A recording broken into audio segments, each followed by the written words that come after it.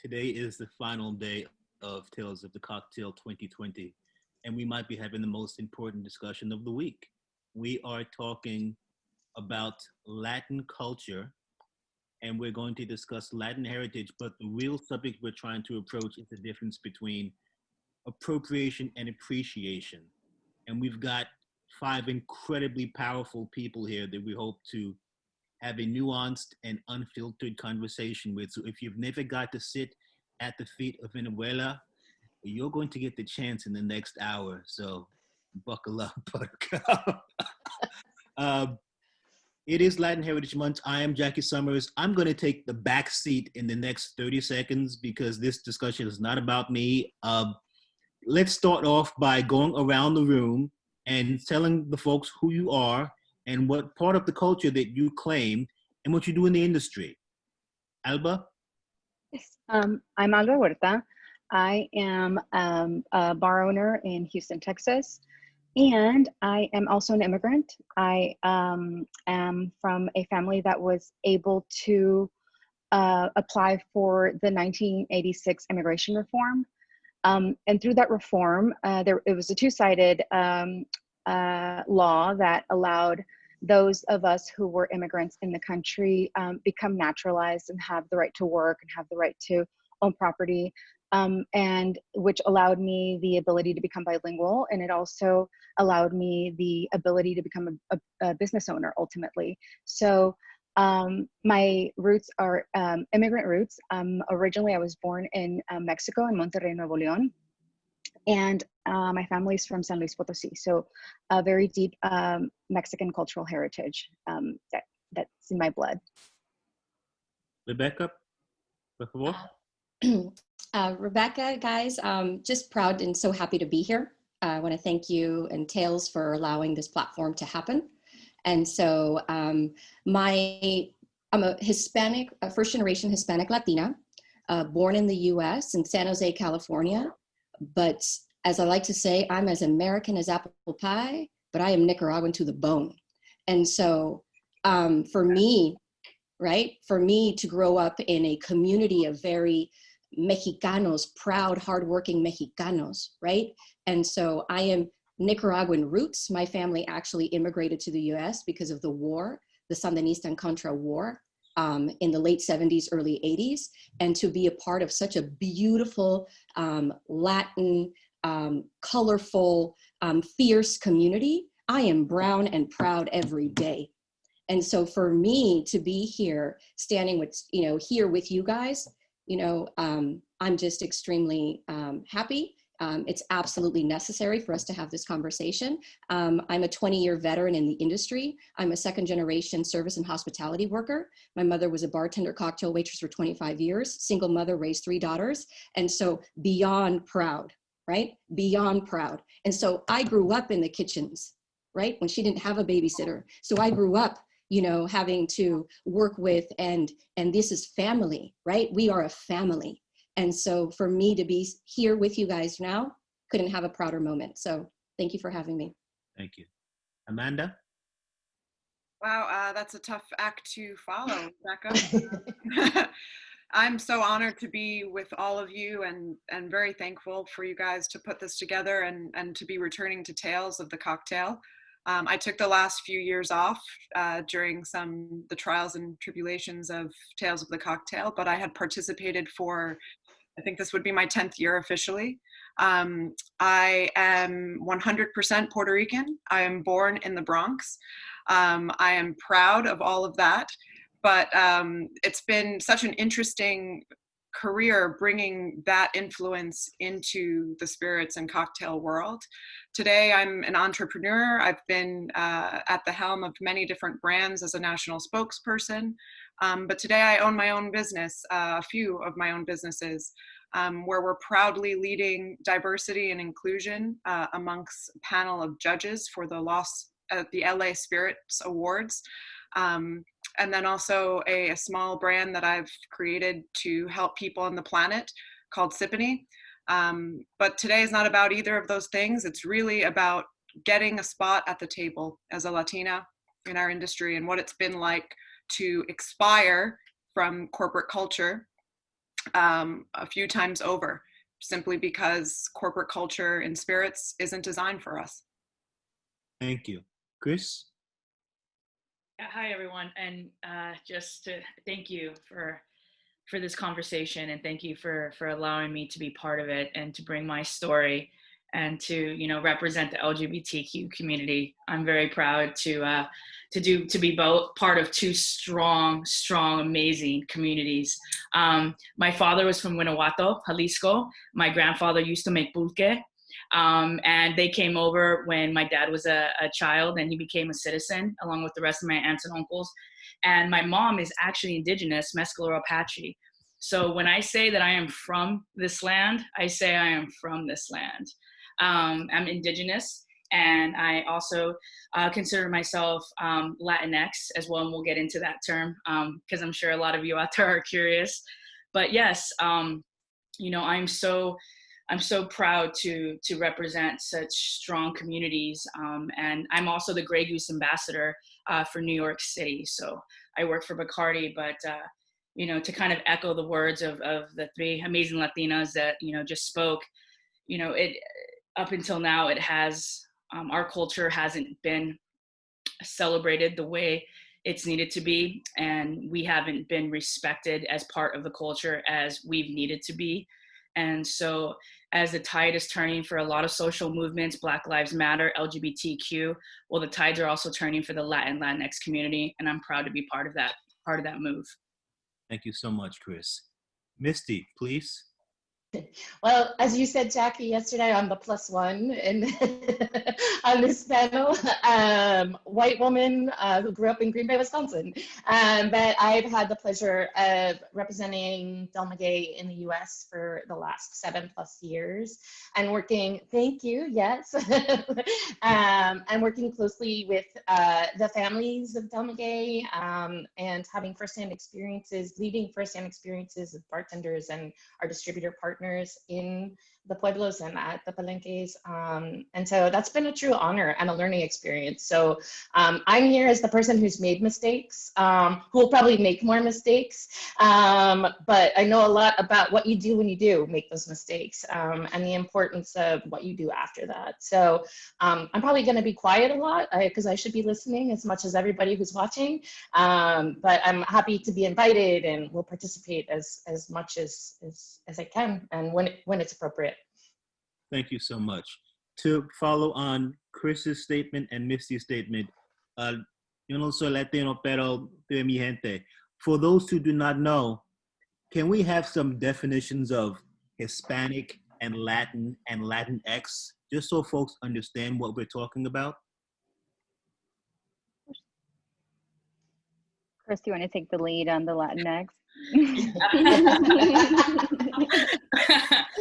Yes, I would love to. You know, very recently, I agreed to be on this panel for many reasons, but one of the main reasons was I wanted to come on and really explain the term Latinx and why it's needed and why it was created and why it's very much necessary in today's terminology as we move forward as a society and as an industry to be inclusive. And as I speak about inclusivity, Latinx is part of that discussion. Now, very recently, I was a little hurt and distraught to see people from my own community kind of dismiss the word Latinx, to kind of say brown people don't say that word, it doesn't exist, you know, it's a made up word, you know, my grandmother doesn't know what that word is.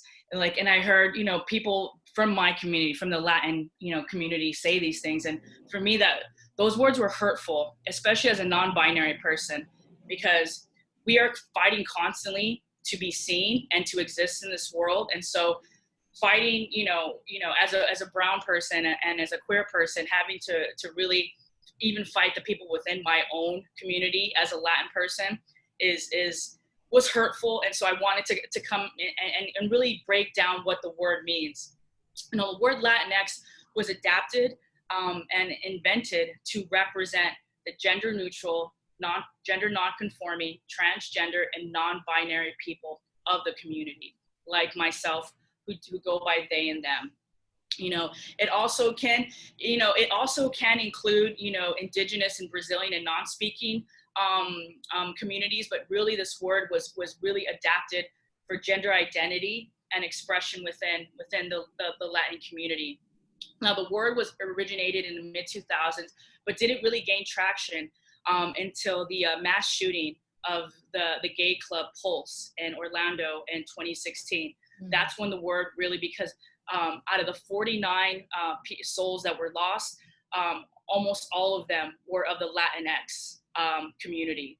And so that's when everyone, most people in the media started really embracing this term, but it's really a term that's embraced within the LGBTQ plus community. It's a word that makes us feel like we belong, that whenever a discussion is had, that we are part of that discussion. It's really, like pronouns, validates our existence and validates our identity, who for most of us have fought our entire lives to find out who we really are. Now, I know people are saying, well, it's destroying the Spanish language and it doesn't exist and it's made up. Well, I could argue most words are made up, and the Spanish language has been evolving for 500 years. So I can promise you that it can handle the new word Latinx. It's not going to tear away at the fabric or the core of what the Spanish language is. Now, it's mostly used the term is also mostly used from the Gen X and millennial generation between 18 and 30. This term is really being embraced, but it's to protect our inclusion. It's to feel like the most endangered part of the LGBTQ community in our society, like to feel like we have a place. Now, it is a personal choice to use this word. You can describe yourself as Latinx. You can describe yourself as Latina, Latino, Chicano, Chicana, Mexicano, Mexicano. All these terms can be used to describe. Now, what I'm asking is, you may not understand why it's necessary, but I challenge you. Everyone who thinks this word doesn't exist, do you have a family member or do you know anyone who's Latin and non-binary or transgender or gender non-conforming? Because I promise you, if you had one of those people in your lives, you would think very different about the word. So it is a personal choice, but it's one that should be accepted and respected, especially within our community, because we have enough to fight in society where we don't, a person like me who's fighting for inclusivity doesn't have to fight within my own community about a word that is necessary. So and just to back up what Chris is saying, pretty much all of the indigenous societies recognized a spectrum of gender and sexuality before they were colonized. So this is not a new idea. This is us bringing back an idea that happened to us before we were taken over by the Spanish. And I use me in the royal sense. It wasn't me personally. And like I said, it may not be a word that you want to use to describe yourself if you're Latin, but it is a word that exists now. And I will always say, 25 years ago, there was just LGBT. Now there's LGBTQIA. So we are ever evolving in a society that is trying to be inclusive for all. So let's talk about Hispanic and Latin and what that means for folks who don't understand. And let's talk about the differences in how the culture can be different relative to where you are from, because the Spanish colonized a lot of places.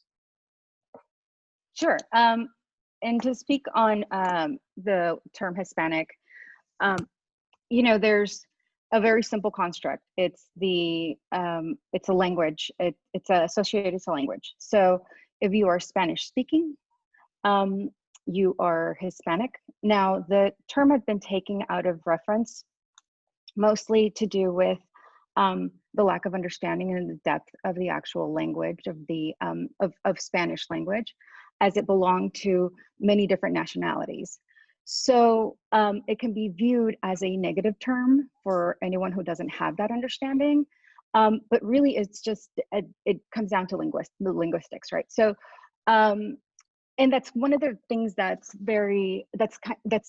probably a more difficult construct for those who don't live it, because we are of many different races. As Latinos, Latinx, we are from many different races. We also have our very own interpretations of the Spanish language, and even in that, you know, and just all of that embedded in colorism, classism, sexism, all of these other constructs. And these are ideologies that we are able to just kind of balance every day, you know, but without having the lived in understanding of it, I can see how these words can be taken out of construct. I can see how it's easier to just call everyone Latinx. I can understand why, you know, there's a complete, in maybe like in incongruent definition, even has, you know, we're taking, like when we do our census, it's like so many, like there's Latinos, there's Latinx, there's Latinas, there's Latine, there's Latam.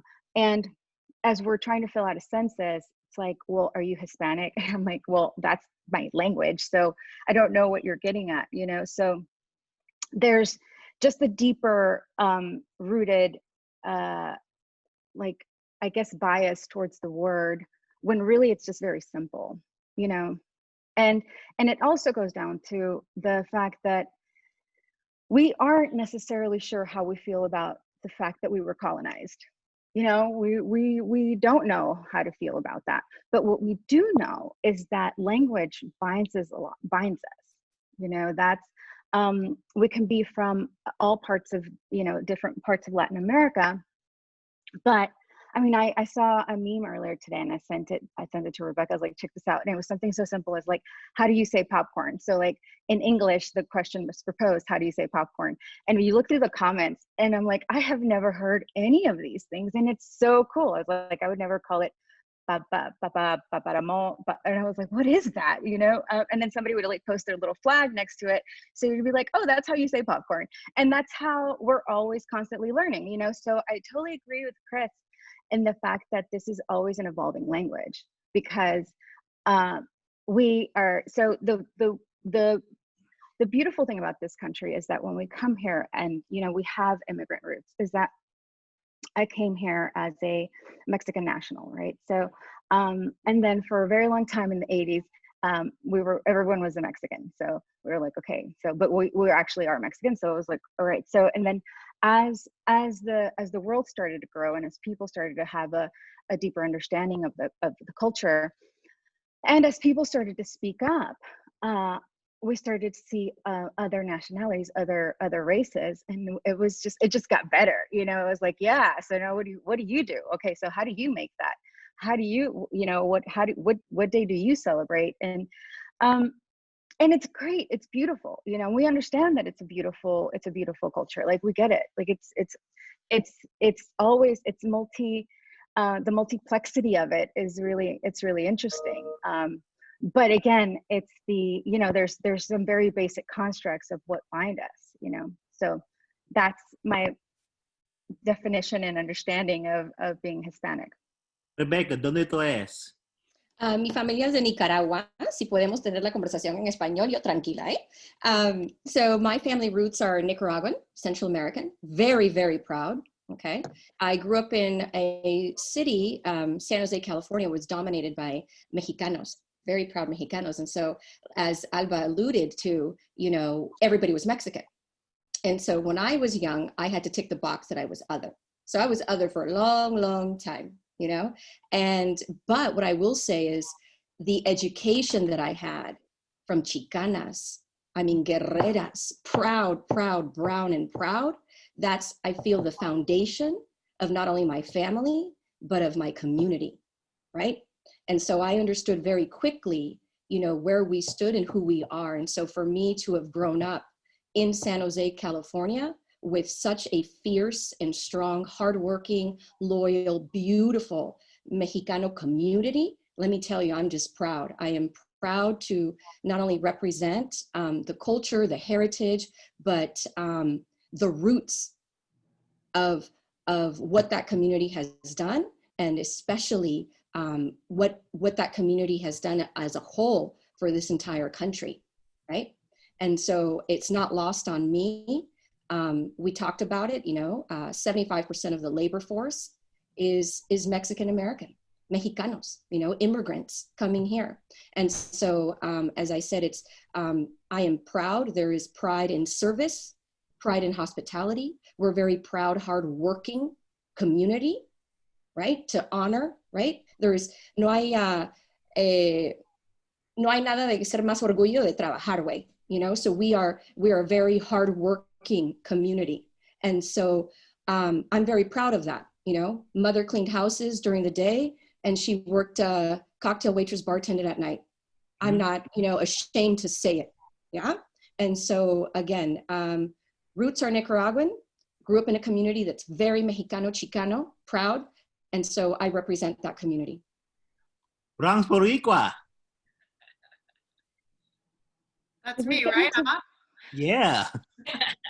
Yeah, so little known fact, I was born in the Bronx, and both of my parents are 100% Puerto Rican. Epa. Yes. Boricua. That said, I don't share some of these rich cultural upbringings that I've heard now from Alba and Rebecca. And that is something I am spending a big part of my adulthood unboxing. But what that means to me is that when I was born in New York City, I was taken out of New York City pretty quickly. I ran back as fast as I could when I was 16. But I grew up in a very white community. My graduating class from high school was large, 600 people. And of the 600 people that I spent my entire childhood growing up next to, I would say 2% of them were other. And that other included myself, our token Latina, our token Asian, the one other Asian girl, and maybe 2 Black people. And that was, unfortunately, for better or worse, my upbringing in a very white society. Cut to now and where I am in spirits, you might have seen me as the token Latina, hired amongst many different organizations as the only Latina at the table. What was that, Jackie? Check that box. Yes, exactly. Check that box. And I'm unboxing a lot of this as an adult.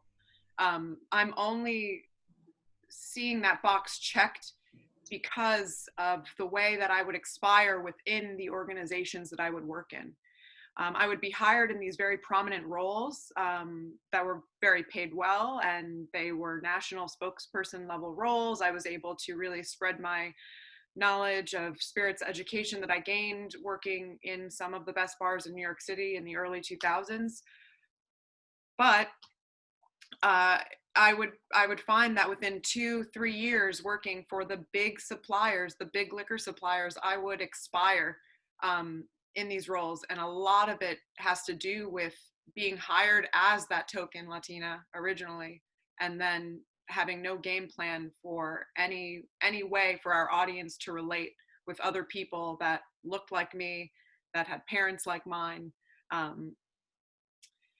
It was a blessing and a curse, because being able to sit at a table with 10 Scottish white men that are in their 50s, and then you have me in my 20s at the time, I know that I was tokenized. That was a tokenized experience. There was no real change that was going to come out of that. They saw me as the real change, and as one person, you can try so hard, but I definitely expired in these roles. So that's my background. It's not as culturally diverse from my upbringing, but because of my brownness, I was often tokenized in corporations that we call home. So let's take the next few minutes and talk about the significant, unignorable contribution of Latinx culture and labor and spirits to our industry. Misty, can you talk for a little bit about the enormity of the contribution of Latin culture to the spirits industry? Well, the spirits industry, the hospitality industry, I mean, it's so much larger than just the spirits themselves. Like, obviously my my space is taken up in the mezcal space in the agave distillates. But if you consider, you know, Rebecca and I were speaking last night about every single bar or restaurant, and you know, we should say the majority, because obviously in Middle America, where I am right now, I think this is not always the case, but it's very hard to go into any bar or restaurant in the United States and not be in a bilingual environment among the team. It's like, you're not going in and every single person there is speaking the English language as their first language. The industry itself exists on the backs of brown people, and we need to recognize that. And the representation as far as decision making, as far as within the organizations, you know, Amanda should not be the token brown person. The representation should reflect the society and the community that we're a part of, and that hasn't been the case so far. And you know, that change, there's a lot of layers to how that change needs to come about and how we create a more equitable situation. And, you know, so much of it relies on access to education. So much relies on becoming visible, right? It's right now, it's extremely hard. We know that the industry runs on the backs of brown people, but for a lot of people, those individuals are invisible, you know, because they are in support roles, because they are behind the scenes. But that's what makes our industry run, whether or not we're willing to recognize that. And we need to change that. We need to change that. And the onus is on all of us. And it's especially on people like me, because I know that and I should be talking about it more, you know, because I do have a platform, you know, and it sucks that I am the one speaking in that way, but I can make opportunities, right? Because of that, I need to be speaking more, and I need to be creating more opportunities. Alba, I know you have strong thoughts on visibility. Yeah, so in terms of, I mean, so just to say, you know, we have, we're all in the bar industry, in the liquor industry. We're also part of the food and beverage industry. But as a whole, if we're talking about Latin and Latinx culture, we are a part of 60 million Latin people living in America. That's an enormous amount of people. And there seems to be this idea of, and this is like, again, above the bar world and above anything that we've experienced, it's that this idea that we love, like, you know, you'll visit our countries and you'll visit these places, but you're like, we love the people there. Right. But it's the word there. Right. And here, it's like, well, I don't know if you guys are aware, but we live in what is possibly the most anti-Latino Latinx administration that we've ever lived in. And that includes the 1953 Operation Wetback, where they sent people back to Mexico. 3.8 million brown people who even were American citizens got sent back to Mexico because they spoke Spanish and because they were brown. And even that, the conditions that this community is living in right now are abhorrent. So as we're talking about, so that's the larger picture, right? Invisibility for sure. And this idea that, you know, and it's not lost on us that you love brown culture, but you don't love brown people.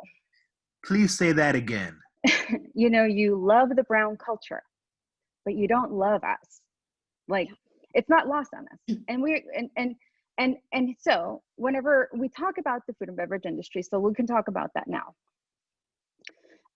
If you imagine how people are being caged up, like, so we have immigrant roots. So everyone who is of Latin descent, Latino, Latinx descent, we have immigrant roots. The things that are happening to that incoming group of people who are here to continue this heritage is a complete block, right? And if you want to talk about invisibility, like, what would have happened to me? So as my parents and I, I was brought to this country at a very young age. I would have been in a cage this day and age, right? Like, I would not have been given these opportunities. So the invisibility is not just a part of this industry. Please say that part again. That I would have been put in a cage. Yeah. I would have been put in a cage. Or even worse, I would have been put into an ICE internment camp. And the things that women are suffering right now, abhorrent, you know, and you can choose to not see it, but this is what we live in. Yep. You know, and the way that our industry runs and the pillars that hold up our businesses, and I'm including myself in that, is built on the labor that is trying to be kept invisible. Like, Gotcha.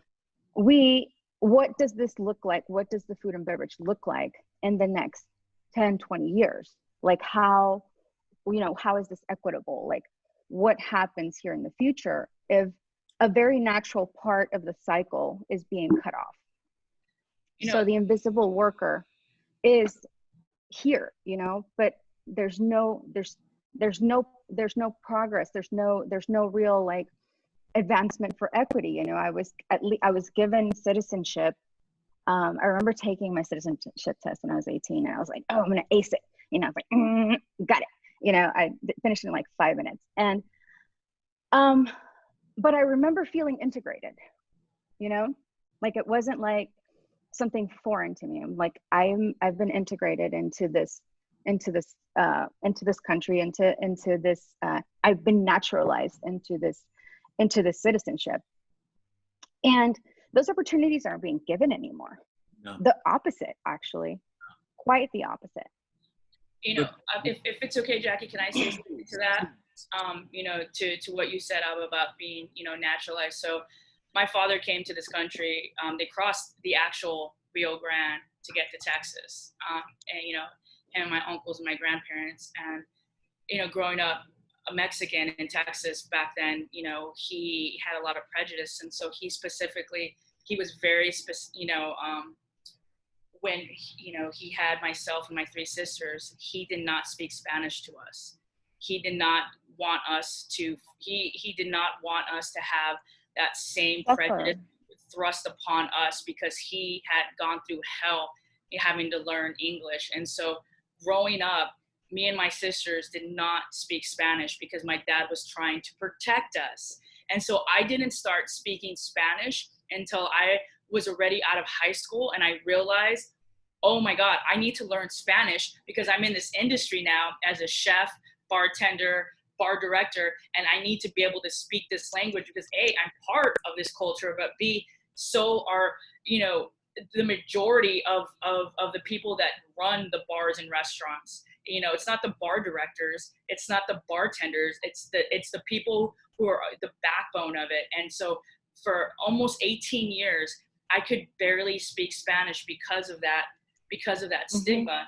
And, you know, to go along with, you respect our culture, not our people. When I tell my father, you know, being in this industry, he tries to understand it. He's older, he's in his 60s, you know, he's an old Mexican guy, you know, he likes what he likes. He drinks, you know, drinks his tequila, he hangs out. Yeah. But, you know, he is baffled by the concept that all these gringos go to Mexico to get married and hang out and go to Tulum and hang out and take vacations. He's like, so these white people are purposely coming to Mexico to hang out? Because when I grew up, it was a very different scene. But now they're all having their weddings there, and they're coming, and they're, you know, they're in the Guadalajara, and they're chilling and have, you know, and for him, it just like he's they like us there by it, right? Because he's like, that's not the world I grew up in. Yeah. We had to hide who we were for to sure, make them comfortable. You know? And even the word Chicana comes from that. The word Chicana, the Chicana comes from this very militant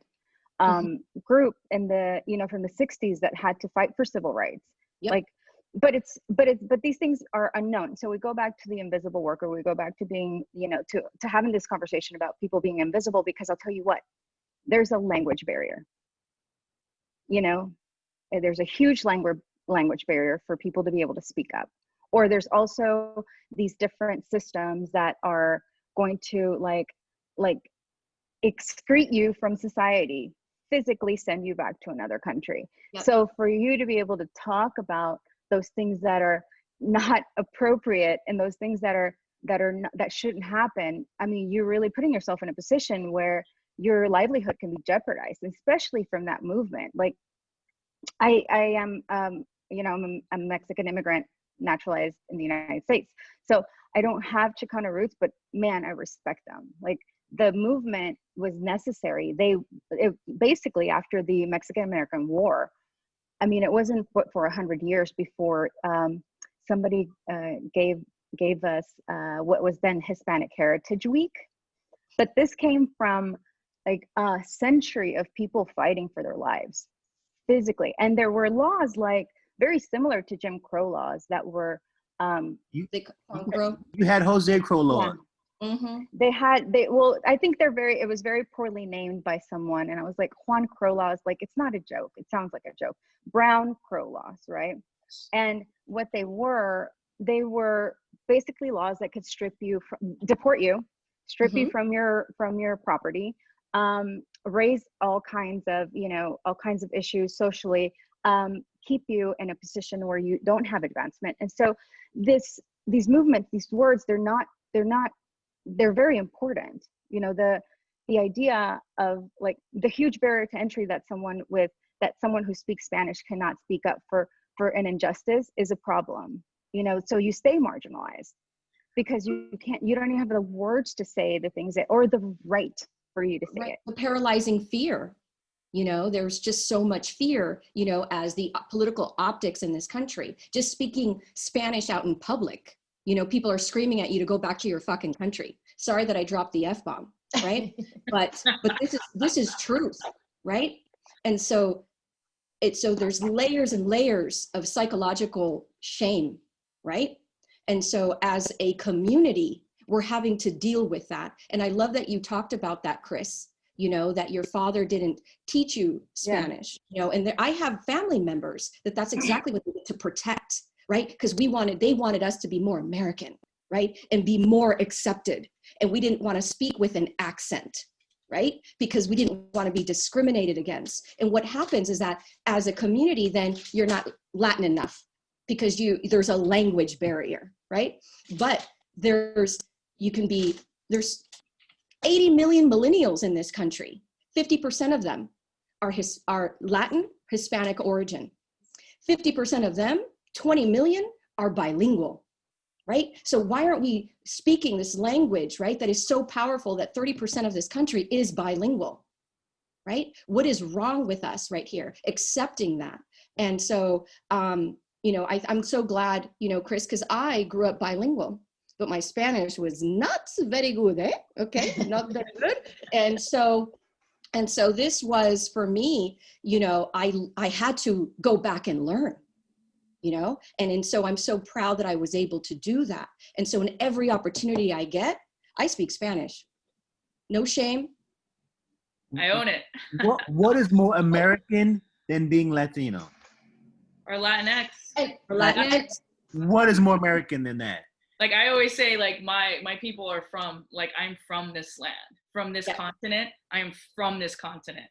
Yes. You know, I am, you know, half, you know, because my mother is indigenous Mescalero Apache, but my father is from Mexico. So, you know, I'm first generation, but I'm not first generation because my mother's family have been here since the beginning, you know, and so it is this, I think, awakening, you know, not only for society, but within our industry to realize. And just like Alba said, and I'm going to always remember what she said, that you love our culture, but you don't love the people of that culture, you know, and I think that's, you know, and I'm sure you'll get into it where appropriation versus appreciation comes into play. But I think that she said it best, you know, if you love our culture and you love going to Mexico and you love, you know, going to Guadalajara and, you know, the distilleries, and that's amazing. But you know what? Realize you're a guest. The reason they love going to those countries is because they go there and someone is serving them. Yes. They love you in a subservient position. Amanda, you have been sitting there quietly nodding your head for the last 10 minutes. Please. You have so much you want to contribute, please. Yeah, no, I do. I have a lot to say, but like I said, I'm surrounded by powerful people, which is exactly the room that I want to be in always. I also was experiencing some IT issues, but I think we're back now. I had this thought yesterday, truthfully, in a therapy session, and I was curious, is there a term taught the Spanish language? It's so refreshing to hear that it is something that is as common as we can talk about it in this room. But I am unearthing that right now. And my parents didn't speak Spanish to me because they wanted to protect me. My mom till this day tells me, if anyone asks, you say you're American. What does that mean? How do I unbox that? How do I come from a culture that I'm 100% there? I have nothing. I'm 100% Puerto Rican. And I have to be saying that I'm American. And then of course, you go to Puerto Rico, I'm not Puerto Rican enough to be there. I'm in New York, I'm not Latina enough. I'm never enough. I'm definitely not white enough. There's not a group that I belong in. And I think that is a generational situation within Latin culture of being taught to protect from discrimination. And that's a horrible thing, to not have been spoken to learn a language that my grandparents and all the generations prior, that I don't not to be taught that as a child just to protect me from the world. There's got to be a term for There's got to be. Because I didn't know that it was so shared. This generation. So let's talk for a minute, because this is the nature of our conversation. This has been the build-up about appreciation versus appropriation. And Misty, you are kind of you're the plus one, because you are really the best example of someone who's been able to appreciate a culture without appropriating it. Can you talk for a minute about the differences between the two? Absolutely. And thank you for saying that. I really appreciate it. But I think it's really important to recognize, and I'll say it again, as I said in the beginning, like, I have made many mistakes. I'm sure I will make more mistakes, but it's all about how you manage those mistakes, right? We still have 15 minutes. I could make one right here. You never know, right? And so I think one of my very first experience going to Oaxaca with Ron Cooper, something like that kind of set the groundwork of how I work in my space, being invited but not a part of the culture, and how I navigate that was going to a fiesta with Ron, and there's usually some sort of ritual drinking that takes place at the beginning of the fiesta or at some point in time, and we were standing there, and I was definitely out of my element. I didn't speak Spanish at the time. This was like 11 years ago. I didn't speak Spanish at the time. The ritual was taking place in an indigenous language, so Ron actually is not understanding everything as well.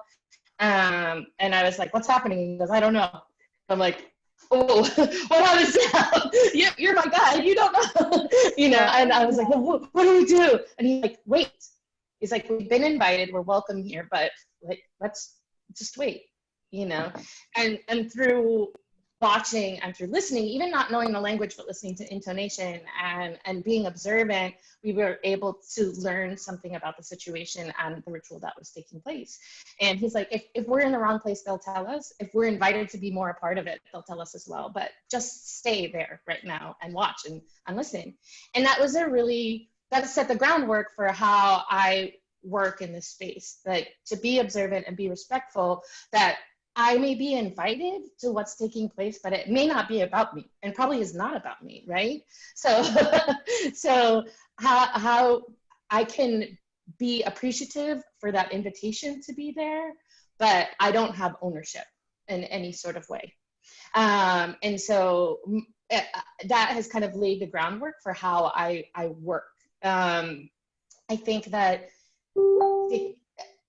sorry, I don't know if that was me. I think that that's extremely important, because that waiting allows me the time to evaluate situations and make sure that I'm as my friend Elle would say, I'm having a gut check. Like, why am I here? What are my motivations? And as I'm interacting with a community, how am I helping or harming that community? Because I always want to be the former, not the latter, right? I think as you get comfortable in a community that you've been invited to participate in events and the culture in various ways, it gets easier to make missteps, not because you become more comfortable and you've been welcome. The appropriation, I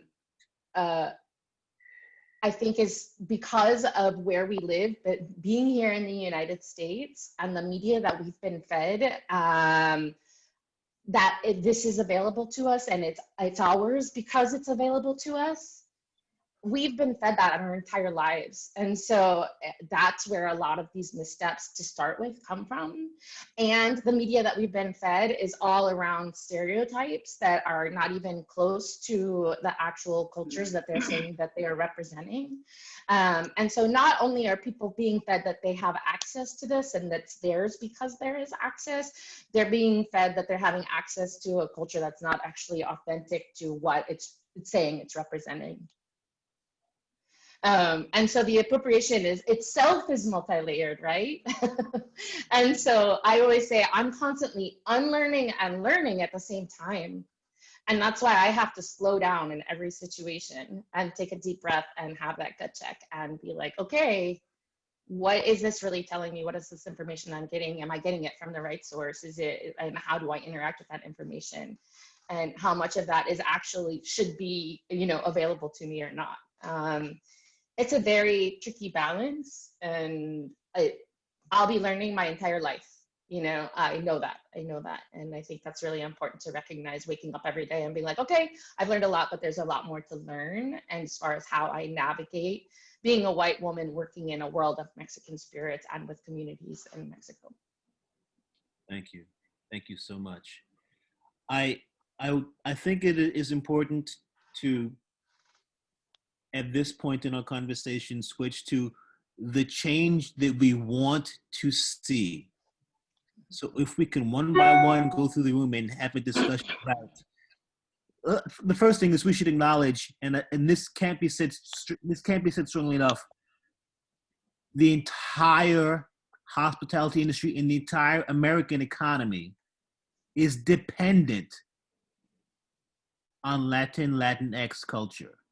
And without the contributions and the labor of Latin and Latinx people, it would all collapse. All of it. That said, what is the change we want to see? Alba, can you start us off? So first, I feel like I need to address that all of these things we're talking about, at least in my perspective, they're part of a larger narrative, right? And the narrative of culture, of specifically Latinx culture. And I feel that there should be this acknowledgement that there's a death grip on that narrative by those who do not own or are not part of the culture. So this is causing a huge problem, right? It's the death grip. It's the inability to understand that there are questions. There shouldn't be a voice that covers, or even an entity or any type of, construct, corporation that can encompass Latin culture, because there's so many things that need to be said there. There's so many different boundaries. And when we spoke, we know that there's different races, there's different interpretations of language, etc. So one, the acknowledgement of who wants to control the narrative is very important, because we are very aware. And then the other thing is that, and I see this in other communities that are multicultural, there's, we've talked about appreciation and admiration, and the acknowledgement that the only people that live these stories and this culture are the people that live in that skin every day. everyone else is an admirer, right? So as we're talking about a narrative, as we're talking about how do we appreciate, how do we move forward, like there has to be two very clear understandings that, one, you got to let go of that grip, and then two, you have to acknowledge that this culture belongs rightfully to these people who are, I work in my local community with helping immigrants and their visas. And I can tell you from firsthand perspective that our social media, if I'm a sponsor, my social media is completely a part of my character reference. And they are not allowed to write things that they feel. They're not allowed to say this administration sucks, or they're not allowed to say all of these things. So I have moved my position onto a translator position, which means that I can have a much more wider and open platform. Nonetheless, it's the continual trying to mute, trying to remove that element of opposition to the control of the narrative. So being aware of that is super important. I think that's a position of, that's the first position to take when moving into progress, right? I just want to give a shout out to all of the people, significant contributors in the industry right now, who would have loved to be a part of this conversation, but who are muted by their corporations. Wow. Absolutely. And Yeah, Absolutely. their 100%. reprisal if they speak their truth. Yep. There are a lot, Wow. making Yep. significant contributions. Yep. Want to be a part of this conversation right now, Yep. and they have to go, well, I can't say this or I can't say that, and I can't post on social media because my company will come after me. Absolutely, the paralyzing fear. It is a fair question right now to ask any individual or company, what are you doing to undo your complicity with white supremacy? 100%. We all have Wow, a, Jackie. Facts. 100%. I want to make sure we get to everybody, so I'm going to shut up. Rebecca, what change do you want to see? First of all, the acknowledgement. I had a phenomenal conversation with Misty about this, is language. There's so many times where we have such a bilingual audience. Why don't we allow bilingual speaking Spanish speakers to come into our industry, to come into these systems? And the first thing is, oh, well, it's not inclusive if it's Spanish only. It isn't. Well, it's the same thing that we're talking about now, right? You're not inclusive of us. And so what again, Misty and I talked about this, Alba as well, is just, it's something so minor that can happen. There's so many phenomenal people around the world. Our actual industry, it's a global, international industry. We have phenomenal educators, professors around the world, leaders, pillars in our community that can be utilized, that can be, we can truly transform this just by implementing just a simple step of creating bilingual education, right? Why are we hoarding it? Why are we not sharing it, right? But yet we share all of our culture, right? And so I think a step forward for me to see is bilingual, right? Giving Spanish speakers that ability. And like I said, I am proud to be 100% bilingual, but I do also appreciate my Spanish speaking, Spanish dominant, bilingual community members. And so for us not to be able to provide, there's such a language barrier, I think is the biggest thing right now that we can solve. I have said this many times. If you really want to be, Bowie, get out the way. If you really want to be supportive of your back of the house, learn to speak Spanish. Learn to speak Spanish. Really, though. That is one way you can show solidarity. Also, don't assume because someone has a Spanish last name that they automatically are bilingual, and assume that of them. Yeah. Always just a heads up. Maybe ask if they can speak Spanish before you just assume that they're completely bilingual. That's Chris. What things did you want to see in the industry? First, I want to say that in the Mexican Revolutionary War, the women who fought on the war were called Adelitas. They were the women with the sombreros and the bullet belts and the guns. Well, all the ladies here are Adelitas. They're proud Adelitas, and I'm proud to stand by them. And Misty, I just want to say thank you for being here and having the understanding and the bandwidth to know that it's the time to listen, and it's the time to really dismantle what you thought was the right thing to do, and come on here and be vulnerable and to be part of this panel and understand that it is not about you, and it is about us and our culture. So I want to say thank you for that, and I think, moving forward, it's, I talk a lot about this in other forums, but inclusivity and understanding that I've said this about the LGBTQ plus community. I'll say this about the Latinx community. You can fight for us, and you can fight with us. We need you. We need your voices. We need your privilege. We need your privilege to be able to break down and dismantle the system that we have right now, where we are not appreciated and valued, and we build it so we can have not just one seat at the table, but many seats at the table. We want many seats at the table, and we want a bilingual seat at the table. Mm-hmm. But to always understand that you are an advocate and you're an ally of our culture and our community, but to always remember you are a guest. You are a guest that's been invited in to our culture and to our heritage, to our community. So you cannot claim ownership over it unless you have the blood running through your veins from it. And so I think inclusivity and understanding that there are times that, for most, that it's time for you to listen and to learn and to understand that that's okay.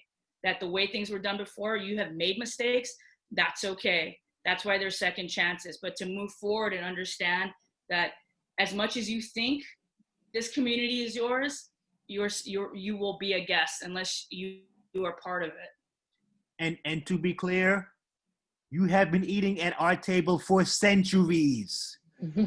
Centuries. Without the Latinx community, this country does not eat. Period. Absolutely. Correct. Amanda, please. Thank you. I guess my call to action and the change that I would like to see, and I'm going to put it in supplier speak, because that's what I've worked for in the majority of my career. I've worked for major liquor suppliers with major budgets, and this is who I'm speaking to directly right now. I want to see representation. I want to see planning, follow through. I want to see check-ins, and I want to just see respect. Inclusivity and diversity is not a side project anymore. I am building a small company based on inclusivity and diversity in judging spirits. LA Spirits Awards is something, I'm in a position that older white men, to the likes of many that we know and respect and have learned from, I'm sitting as the director of judging now. I am building that panel. That panel is built on diversity and inclusion. That's it. I want to see check-ins. I want the table to, just as the name of your seminar, Jackie, was, the table has to be bigger. We have to be at the table, but it's not just that. That's just the beginning. We have to have check-ins. People have to make sure that we don't expire there. It's not tokenism. It's something that is ongoing and lasting. Misty, let me ask you this question for people who are trying to understand and trying to grow in this. And even for the people who are not trying, what guidance can you give folks that they can help them to be more appreciative of Latinx culture? And how can they come to actually really make these changes? What do people need to do? First of all, I will tell everybody you're going to have a misstep. I promise you 100%. And that shouldn't make you not engage with the community because you're afraid of that, because every mistake you make is an opportunity for growth and learning. It's recognizing that mistake, acknowledging what you've done, reckoning with those you've harmed and then growing from that. If you keep making the mistake over and over, this isn't your space. You should get out of it right away. Also, it's very easy for people to put the onus on the Latinx community to educate themselves and all that kind of stuff. Jackie, what you said about we should be learning Spanish. There are so many situations where you have a white person who is English speaking only, who 90% of their staff is Spanish speaking, their first language. Why are we asking all of those people to be learning English when we should be learning Spanish? We are in a bilingual industry right now. Education is key, as Rebecca said. Every single organization should be finding a way to create their materials, both in English and Spanish. For those who are working in the space, like obviously the table needs to get longer, right? But right now we have a lot of people who are representing agave distillates and Latin spirits that are not part of the community, are not part of the culture. You need to listen. When there are opportunities for events, you need to be hiring people that are from that culture. You know, like you need to make sure that you're representing not just the spirit itself, but the culture that it comes from. 100%. Thank you so much. I think we are just about out of time. Let's get closing statements from everybody as this cat tries to eat my shoulder. Boy. Alba, closing statement. I'll go last. I'll let you guys go first. I feel like. Soy Latina. That's it. I don't have anything else to say. Otra vez. Say it again. Soy Latina. Yeah. Rebecca. Closing statements. We're not going anywhere. Punto. We're Claro. not going anywhere. Mhm. And so for us as a tribe, you know, a collective tribe, a collective force, a community, guys, this is a conversation that will continue. I hope it continues. I truly do hope that this continues, and we're not going back to the old way of working. Yeah? Chris? Yeah, I mean, echoing the words of these Adelitas, you know, the way things were done, we're not going back to that way. This isn't a phase. This isn't a trend. This too shall pass is not happening. You know, where we are now, having the first all Black panel, now the first all Latin Latinx panel, you know, we are moving forward.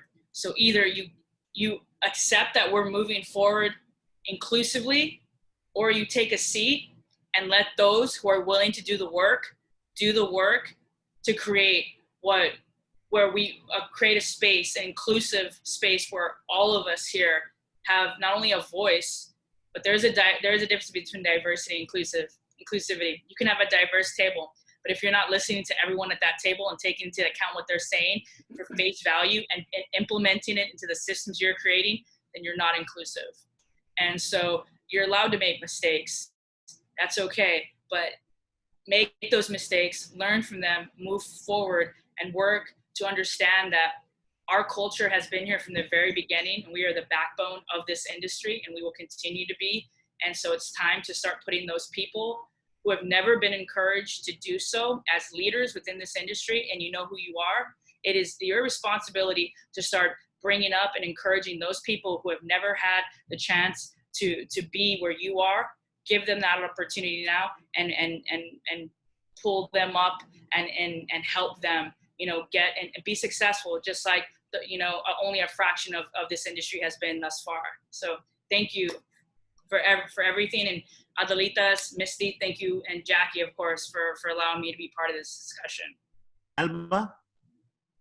So I have two things to say, and one of them is check in locally to see what is happening with the legislation that is affecting and will affect the future of our food and beverage industry. That's number one. Check in on it. It could decimate the future of this industry. It could decimate the future of the food supply. Invest into your immigrants. I just had a conversation with a friend of mine that I said to him, I was like, hey, you should do an immigrant wine. And he's like, that's really cool, blah, blah, blah. And then we give, you know, and he interjected by saying that they gave scholarships to the local community, blah, blah, blah. And I said, you know, if you give people equity, you don't have to give them charity, you know? True. Number Yes. one. So check in, make some changes. And number two, this conversation is not over. More ownership. It's the first of many. Yes. This conversation is not over.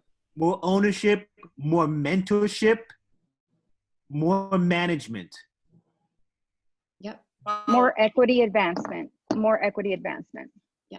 And if you invest into this labor force, you will see the most amazing things happen to you, your business, the future of your business. Like you can basically just, like, there's the amount of loyalty that you will receive back is monumental. So make the right investments, make the right decisions, look into your local legislation and see what's happening with these individuals.